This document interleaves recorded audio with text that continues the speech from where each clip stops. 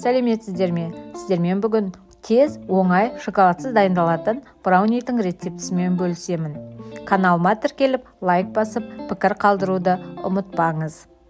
Қажетті ингредиенттердің мөлшерін описание бөлімінде қалдырамын. Ең бірінші, қант пен какаоны жақсылап араластырып аламыз. Какаоның дәмі браунимізге тікелей әсер ететіндіктен сапалы какаоны қолданамыз. Мен осы Рахат фирмасының какаосын қолданамын. Какао мен қантты жақсылап араластырып алған соң, сүтті қосып, қант ерігенше жақсылап араластырып аламыз. Какаомыз түйіршіктеліп қалмау керек. Бастары біріккенше жақсылап араластырып алып, 2 жұмыртқамызды қосамыз.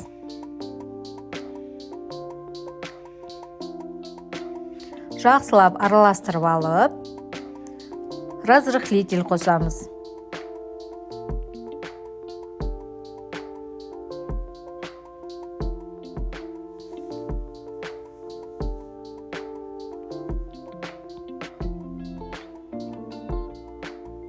Келесі кезекте сұйық майымызды қосамыз. Массамызды тағда бір рет жақсылап араластырып аламыз. Осы кезде ескертіп кететін жайт, духовкамызды 180 градуста алдын ала қосып қыздырып аламыз. Енді ұнымызды қосамыз.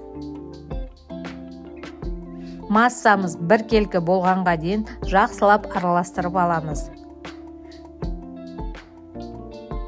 Егер сізге жаңғақ қосқан ұнайтын болса, осы кезде соңғы этапта грек жаңғағын ұсақтап қоссаңыз болады. Өзіңізде бар кез келген формада пергамент қағазын төсеп, пісіре аласыз.